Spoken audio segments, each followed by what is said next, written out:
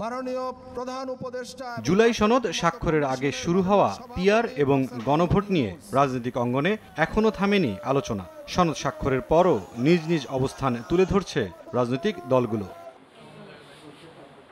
মঙ্গলবার দুপুরে নয়াপল্টনে সমসাময়িক ইস্যুতে সংবাদ সম্মেলনে বিএনপির সিনিয়র যুগ্ম মহাসচিব রুহুল কবির রিজভী বলেন, গণভোটের বিষয়টি আরও সুনির্দিষ্ট করা প্রয়োজন। তবে সংসদ নির্বাচন এবং গণভোট একই দিনে আয়োজনের পক্ষে মত জানান তিনি। যদি ফেব্রুয়ারির মাঝামাঝি জাতীয় নির্বাচন হয় তো এটা তো বিরাট প্রস্তুতি। গণভোটও তো একটা বড় নির্বাচন, সারা দেশ মিলেই নির্বাচনটা হবে, গণভোটটি হবে।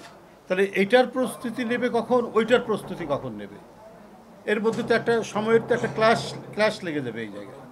তো এই ধরনের জেদাজেদির তো কোনো কারণ নেই। যেটা প্রাপ্য নয় সেটাও যখন চাই তখন সেটাকে আমরা বলি মামার বাড়ির আবদারের মতো একটা বিষয়। প্রাণ সসের মাখামাখি টেস্ট নুডলসকে করে তোলে আরো ইয়ামি আরো জোস। প্রাণ সসের বস। জাতীয় প্রেস ক্লাবে এক স্মরণ সভায় বিএনপি চেয়ারপারসনের উপদেষ্টা আমানুল্লাহ আমান বলেন, নির্বাচনের আগে অনৈক্য দেখা দিলে ফ্যাসিবাদীরা পুনর্বাসিত হবে।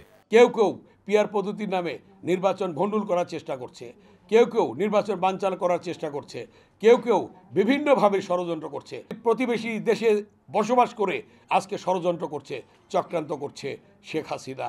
নির্বাচন কেউ রুখতে পারবে না। জনগণ যারা রুখতে যাবে নির্বাচন, জনগণই তাদেরকে রুখবে। জনগণ সিদ্ধান্ত নেবে কারা আগামীতে দেশ চালাবে। এদিকে গুলশানে বিএনপি চেয়ারপারসনের কার্যালয়ে দলটির নেতাদের সঙ্গে বৈঠক করে সফররত ইন্টারন্যাশনাল রিপাবলিক ইনস্টিটিউট IRI এর প্রতিনিধি দল।